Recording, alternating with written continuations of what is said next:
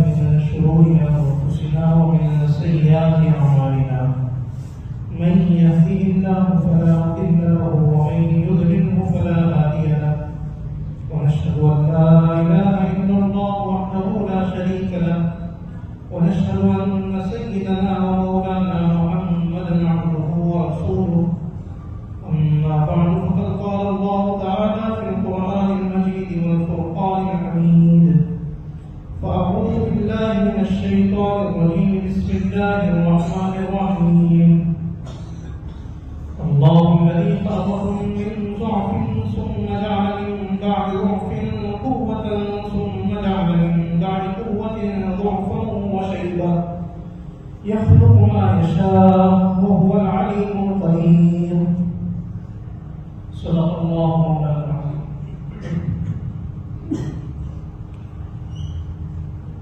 محترم حضرات، عزیز طلباء،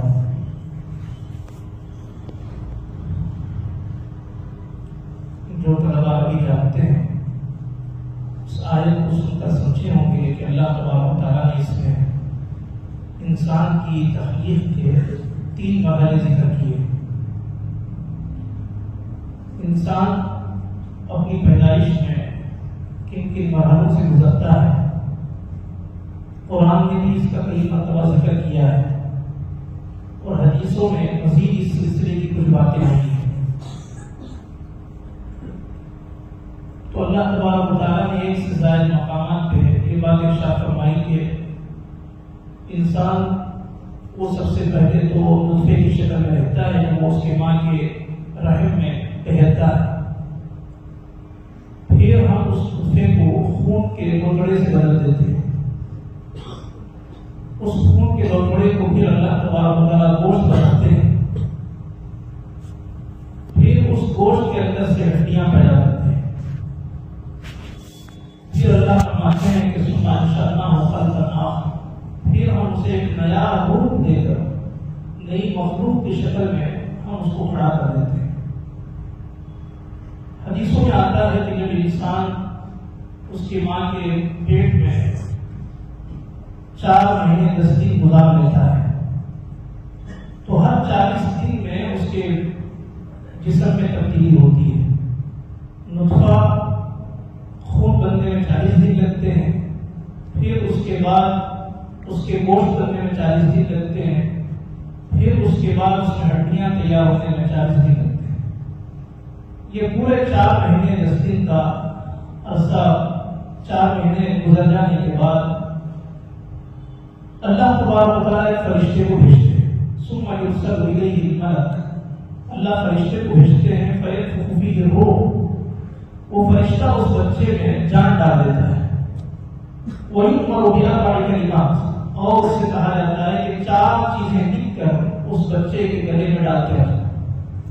4 باتیں لکھتا ہے خدا کے حکم سے کہ یؤمر بکتب رزقی، کہ اس کا رزق کتنا، واجلی، دوسرے نمبر پہ لکھتا ہے کہ اس کی زندگی کتنی ہے، اور تیسرے نمبر پہ لکھتا ہے وعملی، کہ دنیا میں جا کے کیا عمل کرے گا، اچھا کرے گا کہ برا کرے گا، اور چوتھی چیز لکھتا ہے کہ اشقی ام سعید، اس انسان کا اس بچے کا انجام کیا ہونے والا ہے، بدبختوں جیسا انجام ہونے والا ہے یا کہ نیک بختوں کا انجام ہونے والا ہے. نیکوں کے زمرے میں اس کو شمار کیا جائے گا یا کہ بروں کے زمرے میں اس کو اٹھایا جائے گا. یہ 4 باتیں اللہ تبارک و تعالیٰ اس وقت لکھ دیتے ہیں جبکہ انسان ابھی ماں کے پیٹ میں رہتا ہے اور اس کے اوپر ابھی 4 مہینے گزرے ہوئے ہوتے ہیں. اس وقت لکھ کے اس کا سارا اللہ تبارک و تعالیٰ زندگی کا اجمالی نقشہ اس کے گلے میں ٹانگ کر پھر وہ فرشتہ چلا جاتا ہے. تو جو آیت میں نے پڑھی اس میں بھی اللہ تبارک و تعالیٰ نے انسان کی زندگی کے 3 مرحلے ذکر کیے ہیں. اللہ الذی خلقکم من ضعف، وہ اللہ جس نے تم کو کمزوری سے پیدا کیا ہے، کمزوری کی حالت میں پیدا کیا. یہ انسان کے بچپنے کا ذکر ہے کہ انسان بچہ ہوتا ہے تو وہ جسمانی اعتبار سے بھی کمزور رہتا ہے، عقل اور تمیز کے اعتبار سے بھی کمزور رہتا ہے، علم کے اعتبار سے بھی کمزور کمزور رہتا ہے، شعور کے اعتبار سے بھی اس کے اندر کمزوری رہتی ہے۔ ثم جعل من بعد ضعف قوة، پھر اس پروردگار نے اس کمزوری کے بعد کی مرحلے کو ذکر کیا کہ اس کمزوری سے انسان کو نکال کے اللہ اس کو طاقت کے اور قوت کے زمانے میں پہنچاتے ہیں۔ اب یہ طاقت اور قوت کا زمانہ کون سا ہوتا ہے؟ ہم جانتے ہیں کہ وہ جوانی کا مرحلہ ہوتا ہے۔ انسان بچپن سے نکل کے جوانی کے مرحلے میں آتا ہے تو اس کے طاقت کا زمانہ ہوتا ہے، قوتوں کا زمانہ ہوتا ہے، اس کی جسمانی قوت بھی، اس کی علمی قوت بھی، اس کے سوچنے کی طاقت بھی، سمجھنے کی لیاقت بھی، یہ سب چیزیں اس جوانی کے مرحلے میں پہنچ کے مضبوط ہو جاتی ہیں، پختہ ہو جاتی ہیں۔ پھر اللہ فرماتے ہیں کہ پھر اس طاقت کے بعد پھر اللہ تبارک و تعالیٰ تمہارے اوپر کمزوری طاری کرتے ہیں، وشیبہ، اور بڑھاپا تمہارے اوپر طاری ہو جاتا ہے۔ اب پھر بڑھاپا آتا ہے، کسی کے بڑھاپے کا پیریڈ اور اس کا مرحلہ لمبا ہوتا ہے۔ اللہ فرماتے ہیں کہ اس بڑھاپے کی عمر کو بسا اوقات انسان کے ہم اتنا لمبا کر دیتے ہیں کہ یورت کوئی ناراض عمر کے گھٹیا حصے تک وہ پہنچ جاتی ہے۔ اور دوسری جگہ اللہ فرماتے ہیں جس کی ہم عمر لمبی کرتے ہیں اس کو خلقت میں اوٹھا کر دیتے ہیں۔ دوسرے مقام پہ اللہ نے اس کی وضاحت کرتے ہوئے خود فرمایا کہ نکل جائے کہ سب کچھ جاننے کے بعد بھی ہم وہ کچھ نہیں جانتے۔ ایک زمانہ جوانی کا وہ تھا کہ ہزاروں باتیں اسے یاد تھی، مختلف علوم اور فنون پہ وہ لیکچر دیا کرتا تھا، لوگ اس کی عقل کے، اس کی ذہانت کے، اس کی سمجھداری کے چرچے کرتے تھے، کتابوں پہ کتابیں اس نے لکھی، بڑے بڑے لیکچر دیے، بڑے بڑے لوگوں کو اس نے سمجھایا۔ لیکن اب بڑھاپے کا وہ زمانہ ہے کہ اپنے تیروں کا نام بھی اسے یاد نہیں ہے، سامنے آتے ہیں کہ یہ بھی نہیں معلوم کہ اس رشتے دار کا نام کیا ہے۔ تو ایسی اس مرحلے کو پہنچ جاتا ہے کہ دھیرے دھیرے اس کے سارے کمالات اور ساری چیزیں اس کی رخصت ہوتی ہیں۔ انتہائی کمزوری کی حالت میں انسان کو اللہ تبارک و تعالیٰ دوبارہ اسی طرح پہنچا دیتے ہیں جیسا کہ اس کی پیدائش کے موقع پر وہ انتہائی کمزور، کہ جب اسے ماں باپ کی تمیز نہیں تھی، اچھے برے کی تمیز نہیں تھی، اور کسی قسم کی لیاقت نہیں تھی، اسے اٹھانا تھا، بٹھانا تھا، وہ پانی پینے میں، کھانا کھانے میں، پیشاب میں، استنجے میں، سونے میں، اٹھنے بیٹھنے میں، بچہ جیسا ہر چیز میں دوسرے کا محتاج۔ ایسے بوڑھا انسان کے جب بڑھاپے کے آخری اسٹیج کو پہنچ جاتا ہے تو ہر چیز میں دوسرے کا محتاج ہے۔ پھر وہ کروڑ بدلنے کے لیے بھی کسی بیٹے یا بہو کا اسے سہارا چاہیے یا کسی رشتے دار کا سہارا چاہیے۔ اب گھر میں جو پوتے پوتیاں ہیں وہ اس کو سمجھاتے ہیں کہ دادا یہ فلاں ہے، یہ فلاں ہے، یہ ان کی بہن ہے، یہ اس کی بیٹی ہے، ان سے آپ پہلے ملے تھے، یہ ان سے آپ کا قصہ ہوا تھا، لیکن اس کو کچھ یاد نہیں آتا۔ تو یہ انسان کی زندگی کے الگ الگ مرحلے ہیں جو ہم روز دیکھتے رہتے ہیں۔ یہ سارے تماشے اور یہ سارے مرحلے بالعموم اکثر انسانوں کی زندگی میں گزرتے ہیں۔ تو اس میں جو اللہ تبارک و تعالیٰ نے فرمایا ہے کہ درمیان والا جو زمانہ ہے، تو دو وہ مرحلے ہیں، وہ اسٹیج ہیں انسان کی زندگی کے شروع اور آخر کے، جو اس کی کمزوری کا زمانہ ہے، جسمانی اعتبار سے بھی کمزور، علمی اعتبار سے بھی کمزور، قوت اور فکر کے اعتبار سے بھی کمزور۔ درمیان کا جو زمانہ ہے، جوانی کا زمانہ، وہ زمانہ ہے جو انسان کی صلاحیتوں کے ابھرنے کا زمانہ ہے، انسان کی طاقتوں کے ابھرنے کا زمانہ ہے۔ جسمانی قوت بھی اس کے اندر بہت ہوتی ہے،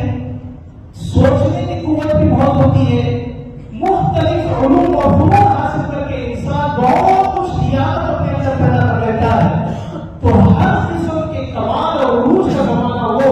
جوانی کا زمانہ ہے، اور یہ جوانی کا زمانہ انسان کی زندگی کا بہت ہی قیمتی زمانہ ہے، اور بہت ہی قریب مان ہے گویا اس کی زندگی کا، کہ یہ جو جوانی ہوتی ہے اس میں اس کے حوصلے بلند ہوتے ہیں، اس کے عزائم بلند ہوتے ہیں، انسان اپنے اندر طاقت اور قوت کا ایک جوش محسوس کرتا ہے، اور پھر وہ اپنی زندگی کو خوبصورت بنانے، اپنی زندگی کو، اپنے فیوچر کو سنوارنے کے طرح طرح کے خواب دیکھتا ہے، اور وہ اپنی آنکھوں میں خواب سجاتا ہے اپنے مستقبل کا، اپنی بہترین زندگی کا خواب اس کے آنکھوں میں سجے ہوتے ہیں، اور وہ ہمت، وہ دانائی سمجھداری انسان کے اندر ہوتی ہے کہ وہ اچھے اور برے کی، اپنے اور پرائے کی تمیز کرتا ہے، نفع نقصان کا اسے احساس ہوتا ہے، اور پھر وہ اپنی قوت و طاقت کے بلبوتے بڑے بڑے چیلنجوں کا مقابلہ کرنے تیار ہو جاتا ہے۔ معمولی سا نوجوان جس کو اللہ نے سمجھ بوجھ اور اس کو جسمانی طاقت اور قوت دی ہو، یہ غریب گھرانے میں پیدا ہو کے مال کمانے کے لیے محنت کرتا ہے، اور چند دنوں میں اپنی ساری محنت مال کمانے کے پیچھے خرچ کر کے اچھا خاصا مالدار بن جاتا ہے، محلے کے شہر کے لوگوں میں مالدار شمار ہو جاتا ہے، جبکہ اس کا خاندان غریب تھا۔ لیکن اس نوجوان نے اپنی جوانی کی صلاحیتیں مال لگانے کے لیے خرچ کی، تو وہ چند دنوں میں مالدار ہو گیا۔ بعض نوجوان علم حاصل کرنے کے لیے اپنی صلاحیتیں لگاتے ہیں، اور پھر چند دن میں وہ ڈگری اور وہ ڈگری، پھر اس کے بعد وہ تعلیم، وہ ایجوکیشن، یہ سب چیزیں پا کر اتنے بڑے مقام پہ پہنچ جاتے ہیں کہ پورے گاؤں میں ان کا چرچا ہونے لگتا ہے کہ فلاں سرجن بہت ماہر آدمی ہے، فلاں لائر بہت اچھا کیس کرتا ہے، فلاں بندہ، فلاں آپ گھر بنانا چاہتے ہیں تو فلاں انجینئر کے پاس چلے جائیے، وہ بہت اچھا پلان کر کے دیں گے، تو اس کی صلاحیتوں کے چرچے ہونے لگتے ہیں۔ اور انسان جب جوانی کے مرحلے کو پہنچتا ہے تو وہ بھی اپنی قدر و قیمت کو پہچانتا ہے، اس کے خاندان والے بھی اس کی قدر و قیمت کو پہچانتے ہیں۔ گھر میں جوان بچہ جب کوئی بات بولتا ہے تو بوڑھے ماں باپ اس بات کو بہت سی مرتبہ سننے پہ مجبور ہوتے ہیں، اور سمجھتے ہیں کہ اب زمانہ اس کا ہے، اب گھر کے مالک یہ لوگ ہیں، تو اس کی بات کی قدر و قیمت ہوتی ہے، گھر میں اس کی بات چلتی ہے، سماج والے اس کی اہمیت کو محسوس کرتے ہیں، خاندان والے کوئی مسئلہ ہو تو گھر کے گھریلو معاملات میں وہ جوان کو سامنے بلاتے ہیں، اور جوانوں کو بٹھا کے پرانے خاندان کے واقعات بھی سناتے ہیں، آگے کے مشورے بھی دیتے ہیں، بڑے بڑے کاموں کے کرنے کی ذمہ داری ان کے کاندھوں پہ ڈالی جاتی ہے۔ تو جوانی کا مرحلہ یہ ایسا ہے کہ اس کی قدر و قیمت کو انسان بھی سمجھتا ہے، خاندان بھی محسوس کرتا ہے، سماج بھی اس کی قدر و قیمت کو جانتا ہے، اور اس کی صلاحیتوں سے فائدہ اٹھانا چاہتا ہے۔ تو بھائیوں، جیسے ایک سماج کے لیے، ایک معاشرے کے لیے، ایک خاندان کے لیے یہ نوجوان قیمتی ہوتا ہے، تو تاریخ میں جتنے بڑے بڑے واقعات ہوتے ہیں تو ہم کو ایسا لگتا ہے کہ اس میں نوجوانوں کا بہت بڑا ہاتھ ہے۔ تاریخ کے بڑے بڑے واقعات، چاہے وہ دینی اعتبار سے ہو، چاہے وہ دنیا کے اعتبار سے ہو، بڑے بڑے واقعات کے پیچھے ہم کو نوجوانوں کی طاقت، ان کے حوصلے اور ان کی ہمت اور بہادری نظر آتی ہے کہ ان نوجوانوں نے، کہ یہ نوجوان جیسے پورے خاندان کا سہارا اور پورے گھر کا نقشہ بدل دیتا ہے، ایسے ہی چند نوجوان اگر کسی کام کے لیے اکٹھے ہو جاتے ہیں تو وہ سماج کا رخ بدل دیتے ہیں، وہ تاریخ کا رخ بدل دیتے ہیں، وہ لوگ ایسے بڑے بڑے کارنامے انجام دیتے ہیں کہ پھر اس کے بعد سے نئی ہسٹری لکھی جاتی ہے اور نئی باتیں اس کے بعد سے شروع ہوتی ہیں۔ اللہ تبارک و تعالیٰ نے بھی اپنے دعوت کے لیے، اپنے پیغام کے لیے، اپنی نبوت کے لیے جن لوگوں کا انتخاب کیا تھا، وہ اپنے اپنے زمانے میں اور اپنی عمر کے بہترین مرحلے میں تھے، اور نوجوان تھے اپنی جوانی کے مرحلے میں۔ انبیاء کی سیرت دیکھ لو، صحابہ کی سوانح پڑھ لو، اور اسی طرح بڑے بڑے علماء کے حالات کا جائزہ لو، یا یہ ہے کہ دنیا کے فاتحین اور بڑے بڑے لوگ جنہوں نے قوموں کا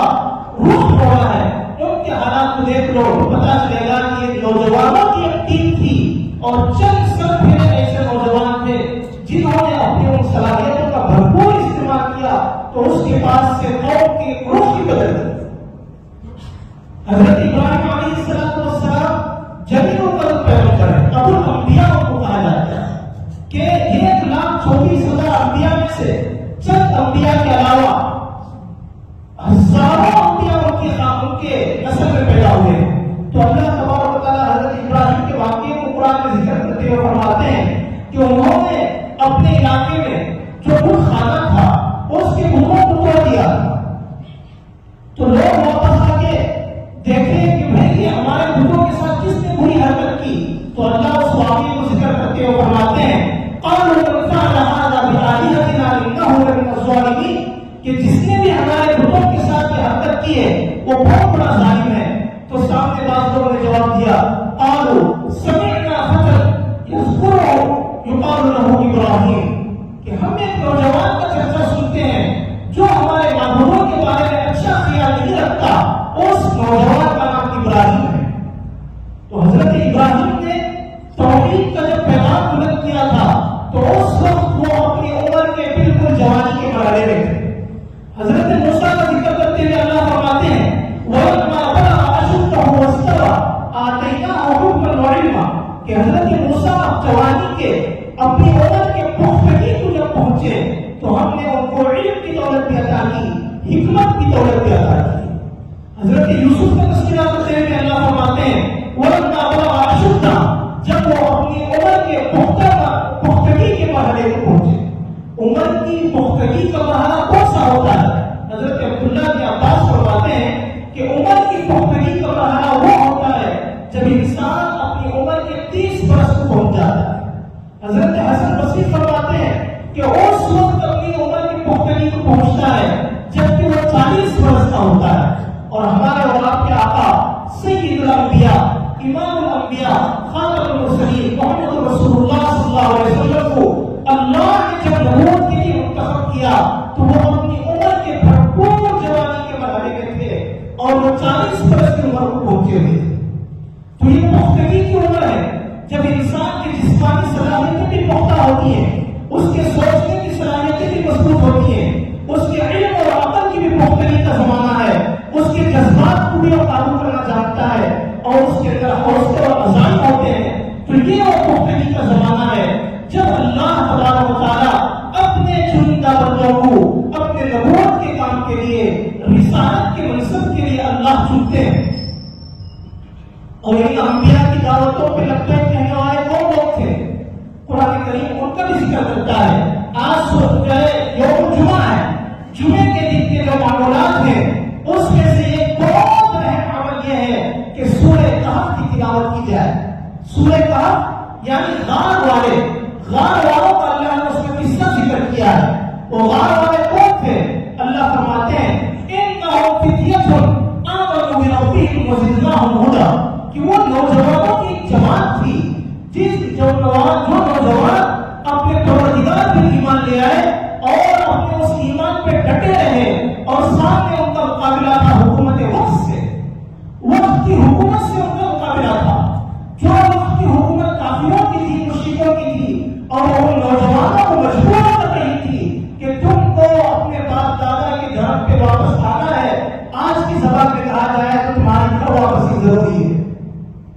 تو ان لوگوں کو مجبور کیا گیا کہ وہ کفر اپنائیں اور توحید کو چھوڑیں۔ تو ان نوجوانوں نے حالات کا مقابلہ کیا اور جب دیکھا کہ حالات ہمارے قابو میں نہیں ہیں تو وہ لوگ وہاں سے نکل کے ایک غار میں جا کے وہ لوگ پناہ لے لیے، اور اللہ تبارک و تعالیٰ نے 300 برس تک ان کے اوپر نیند کو طاری کر دیا تھا۔ یہ غار والے ہیں۔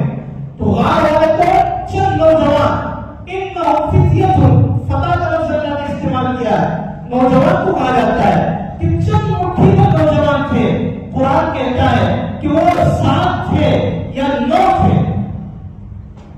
اسی طرح رسول اللہ صلی اللہ علیہ وسلم نے جب توحید کی بات کہی اور کہا کہ یا ایھا الناس قولوا لا الہ الا اللہ تفلحوا، کہ اے لوگوں لا الہ الا اللہ کا کلمہ پڑھو تم کامیاب ہو جاؤ گے، تو رسول اللہ صلی اللہ علیہ وسلم کی دعوت کے لبیک بولنے والے کون تھے؟ حضرت ابوبکر صدیق تھے جن کی عمر 38 برس تھی، 30 پر 8 برس تھی۔ حضرت عمر تھے، حضرت رسول اللہ صلی اللہ علیہ وسلم کی دعوت کے لبیک بولنے والے، ان کی عمر اس وقت میں 26 برس تھی۔ حضرت عثمان نے سب سے پہلے رسول اللہ کی دعوت کو قبول کیا جبکہ ان کی عمر 25 برس کی تھی۔ حضرت حمزہ بالکل جوانی سے بھرے ہوئے، حضرت سعد بن ابی وقاص جب اسلام لائے تو رسول اللہ صلی اللہ علیہ وسلم کے یہ موقع پر حضور نے ان کو فرمایا تھا اے سعد تم تین چلاؤ دشمنوں پہ، میرے ماں باپ تم پہ فدا ہو۔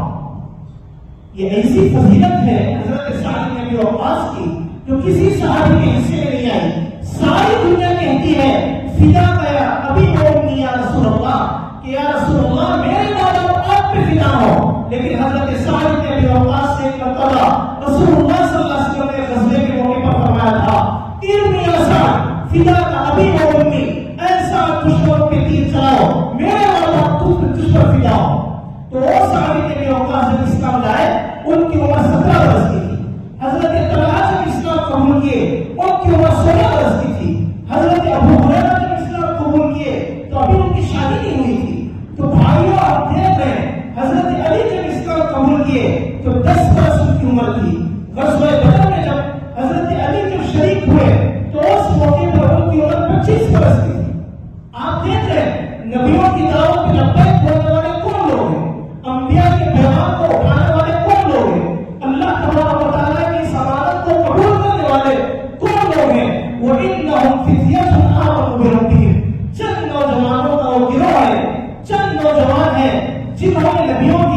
پر لبیک کہا. یہ صرف صحابہ کا نہیں، بعد کے دور میں بھی آپ دیکھتے چلے آئے تو بڑے بڑے فاتحین، بڑے بڑے علماء جنہوں نے قوموں کی تاریخ بدل دی، وہ اپنی جوانی کے بھرپور مرحلے میں تھے. محمد بن قاسم جس نے ہندوستان پر سب سے پہلے حملہ کر کے یہاں کے لوگوں کو ظلم سے بچایا تھا، مورخین کہتے ہیں کہ ان کی عمر اس وقت صرف 17 برس تھی. ایسی بہت ساری مثالیں مل جائیں. اسی لیے رسول اللہ صلی اللہ علیہ وسلم فرماتے ہیں اے انسان 5 چیزوں کو 5 چیزوں سے پہلے غنیمت سمجھ. اس میں سب سے پہلی چیز جو رسول اللہ صلی اللہ علیہ وسلم نے شمار فرمائی وہ ہے شبابۃ قبل حرمک، کہ اپنی اس جوانی کو بڑھاپے سے پہلے غنیمت سمجھو کہ جوانی بہت قیمتی زمانہ ہوتا ہے، دنیا کے لحاظ سے بھی، دنیا کے کام کاج کے لیے بھی، آخرت کے کام کاج کے لیے بھی، خاندان کے لیے بھی، گھر کے لیے بھی، سماج کے لیے بھی، معاشرے کے لیے بھی، قوم ملت کے لیے بھی ایک جوان بہت قیمتی سرمایہ ہوتا ہے. آج ہم لوگ جوانی کیا کہتے ہیں؟ آج کے نوجوان کہ جوانی بڑی دیوانی ہوتی ہے، جوانی بڑی دیوانی ہوتی ہے، خواہشات کی دیوانی، لذتوں کی دیوانی، دنیا کی فانی زندگی کی دیوانی، اور یہاں کے زیب و زینت کی دیوانی، مال و دولت کی دیوانی. لیکن میں نے جیسے آپ کے سامنے بیان کیا کہ بھائیوں، چند نوجوان تو وہ ہم کو نظر آئیں گے جو دنیا کی زندگی پر اپنی جوانی خرچ کر رہے ہوں گے، لیکن اللہ کے چند خاص اور نامیرے بندے ایسے نوجوان بھی ہوتے ہیں جو اپنی اس جوانی کو اللہ کے لیے خرچ کرتے ہیں، جو اپنی اس جوانی کو دنیا سے زیادہ آخرت کے لیے قیمتی سمجھتے ہیں، جو اپنی اس جوانی کو صرف اپنی پرسنل لائف بنانے کے لیے اور اپنی ذاتی زندگی کو سنوارنے کے لیے نہیں، اپنی اس جوانی کو اپنے خاندان کے لیے، سماج کے لیے، قوم کے لیے، ملک و ملت کے لیے خرچ کرنے والے بنتے ہیں. جوانی کا زمانہ خواہشات کا زمانہ، جذبات کا زمانہ، لذتوں کا زمانہ، لیکن جو بندہ اس جوانی کے زمانے پر اپنے خواہشات پہ قابو پاتا ہے، اپنے جذبات کو کنٹرول کرنا جانتا ہے اور دین کے، دنیا کے ساتھ ساتھ دین کے تقاضوں کو بھی اپنی نگاہوں کے سامنے رکھتا ہے، تو حدیث میں اللہ کے نبی صلی اللہ علیہ وسلم فرماتے ہیں کہ ان احب الخلائق الی اللہ عز وجل، کہ مخلوق میں سب سے پیارا انسان اللہ کے پاس وہ نوجوان ہے، رجل یا شاب حدث السن، نوجوان ابھرتا ہوا نوجوان، حدث السن جو اپنی جوانی میں ابھرتا ہوا نوجوان ہے، اور فی صورت حسنہ، اللہ نے بڑی خوبصورت اس کو شکل و صورت بھی عطا کی ہے، لیکن وہ جعل شبابہ للہ وفی طاعتہ، اپنی اس جوانی کو اللہ کے لیے خرچ کرتا ہے، اللہ کی عبادتوں میں خرچ کرتا ہے اور اللہ کی مخلوق کی خدمت میں خرچ کرتا ہے. تو اللہ کے نبی صلی اللہ علیہ وسلم فرماتے ہیں کہ اللہ تبارک و تعالی یباہی بہ الرحمن ملائکتہ، اللہ اپنے فرشتوں پر اس نوجوان کے ذریعے سے فخر کرتے ہیں اور کہتے ہیں کہ ان ھذا عبدی حقا، یہ میرا بندہ ہے جو صحیح معنی میں میرا بندہ ہے. تو جوانی، یہ تو بعض نوجوان وہ ہوتے ہیں جو اپنی راتوں کو اسکرین پہ گزارتے ہیں، اپنی راتوں کو برائیوں میں گزارتے ہیں. اپنی جوانی میں ان کا سب سے بڑا ٹارگیٹ کسی عورت سے شادی کر لینا، سب سے بڑا ٹارگیٹ پورا جسم محل بنا لینا، ان کا بڑا ٹارگیٹ کہ ایسی گاڑی میں بھی خرید لینا، ان کا ٹارگیٹ کہ مجھے یہ منصب مل جائے، یہ عہدہ مل جائے، دنیا میں میرا نام ہو جائے. آج کل تو وہ ساری صلاحیتیں یوٹیوب پہ لوگ ڈالنے لگے، میرے اتنے فالوورز ہو جائیں، مجھے اتنے ویوز مل جائیں، میرے اتنے چرچے ہونے لگے. لیکن بھائیوں، اللہ فرماتے ہیں مجھے ان نوجوانوں میں سب سے پسندیدہ نوجوان وہ ہے جو یہ سمجھتا ہو کہ دنیا کی اس چند روزہ زندگی میں یہ اپنی جوانی کو ضائع نہیں کرنا ہے. جیسے دنیا کمانے کا زمانہ یہ جوانی کا ہے، بھائیوں آخرت کمانے کا زمانہ بھی یہی جوانی کا ہے. جوانی کی عبادت، جوانی کے سجدے، جوانی کی نماز، جوانی کی تلاوت، جوانی کا صدقہ اللہ کو بڑھاپے کے سجدہ اور پسندیدہ ہے. سوچ بھی سکتے ہیں جوان اپنی طاقت کے ساتھ وہ جتنی لمبی نماز پڑھ سکتا ہے، جتنی اچھی نماز پڑھ سکتا ہے، جتنا لمبا سجدہ کر سکتا ہے، جتنا اچھا رکوع کر سکتا ہے، جتنا اچھا وضو کر سکتا ہے، یہ بوڑھا انسان کیسے کر سکتا ہے؟ بوڑھا انسان چاہ کر بھی اچھا سجدہ نہیں کر سکتا، چاہ کر بھی رکوع نہیں کر سکتا، چاہ کر بھی وہ اچھا وضو نہیں بنا سکتا. اس کے ساتھ دسیوں بیماریاں لگی ہیں، دسیوں عوارض اس کے ساتھ لگے ہوئے ہیں. لیکن جوان کے لیے موقع ہے کہ وہ اپنے سجدوں سے اللہ کو راضی کرے. جوان کے لیے موقع ہے جبکہ دنیا اپنے حرص اور دولت کے ساتھ اس کے سامنے آئی ہے، وہ اپنی اس دولت کو اپنی زندگی کے ساتھ ساتھ اپنے خاندان والوں پہ خرچ کرے، سماج کے لوگوں پہ خرچ کرے، اپنے آخرت کے لیے خرچ کرے. اور یہ سوچے کہ رسول اللہ صلی اللہ علیہ وسلم نے فرمایا انسان کا سب سے بڑا پیسہ وہ ہے جو مٹی میں مل جائے. مٹی اور دانے میں جو انسان کا پیسہ خرچ ہوتا ہے یہ انسان کا سب سے بڑا پیسہ ہے. اس لیے کہ چند روزہ زندگی ہے جس کے اوپر یہ خرچ کر رہا ہے، اس کے بجائے اگر یہ آخرت کے لیے خرچ کرتا، اللہ کے لیے خرچ کرتا اور اس طرح خرچ کرتا کہ اس کے داہنے ہاتھ میں خرچ کیا ہو، اس کے بائیں ہاتھ میں اس کا اندازہ نہ ہو، تو اللہ تبارک و تعالیٰ فرماتے ہیں ایسا نوجوان جس نے اپنی جوانی انسانیت کے لیے، اللہ کی عبادت کے لیے، دین کے لیے خرچ کی ہو، اس نوجوان کو میں عرش کے اس سائے میں جگہ دوں گا میدان حشر میں، جب میرے عرش کے سائے کے علاوہ کوئی سایہ نہیں ہوگا. رسول اللہ صلی اللہ علیہ وسلم فرماتے ہیں سبعۃ یظلھم اللہ تحت ظل عرشہ یوم لا ظل الا ظلہ. 7 بندے ایسے ہیں جن کو اللہ عرش کے سائے کے نیچے جگہ دیں گے قیامت کے دن، جس دن کے اس کے سائے کے علاوہ کوئی سایہ نہیں ہوگا. اس کے سب سے پہلے نمبر پہ جس کا ذکر کیا ہے اللہ کے نبی فرماتے ہیں شاب نشأ فی عبادت اللہ، وہ نوجوان جس نے اللہ کی عبادت میں زندگی گزاری ہو،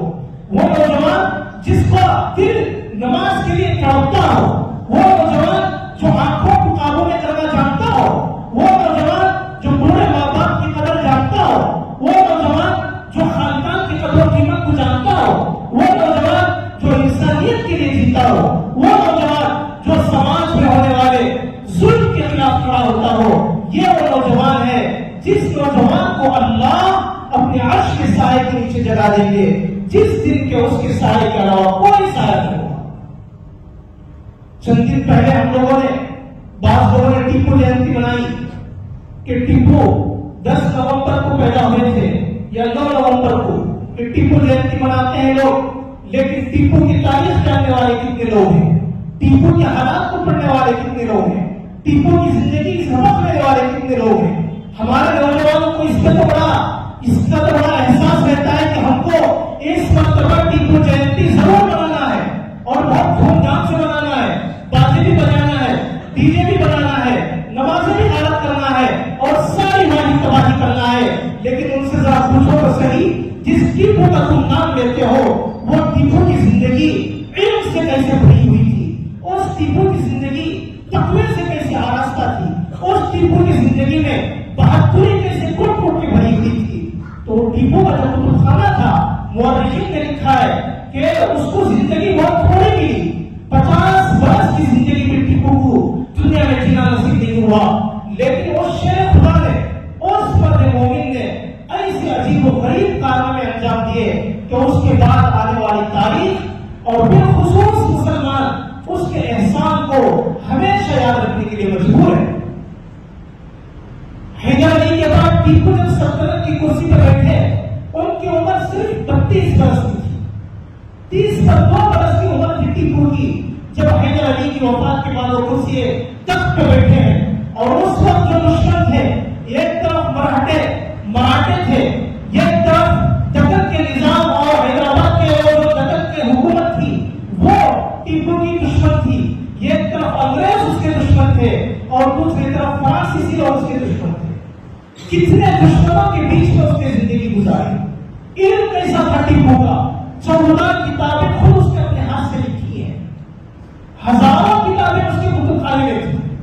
ٹیپو سلطان کنڑ زبان بہت اچھی طرح جانتے تھے، اردو زبان بہت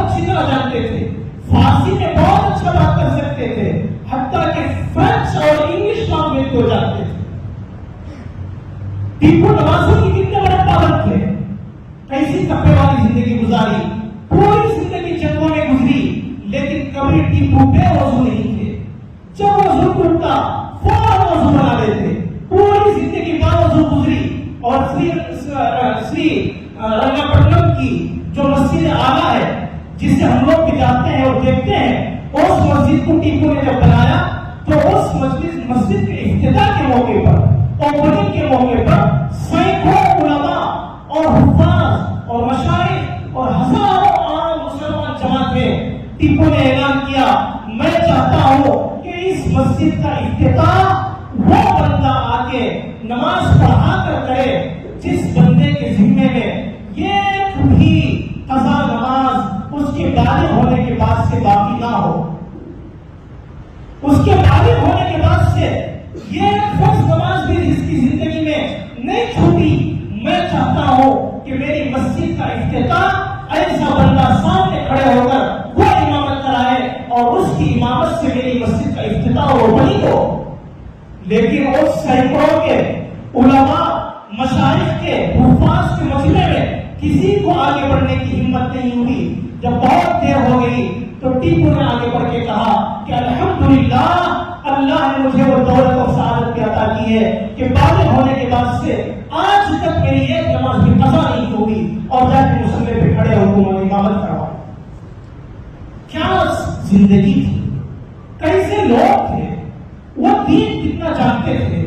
دنیا کیسا سمجھتے تھے، ان کو عزت اور ذلت کتنے واضح طور سے ان کے سامنے نظر آ رہی تھی اور کیسے انہوں نے زندگی گزاری. اور ٹیپو کی بات ہوئی اور ان کا وہ جملہ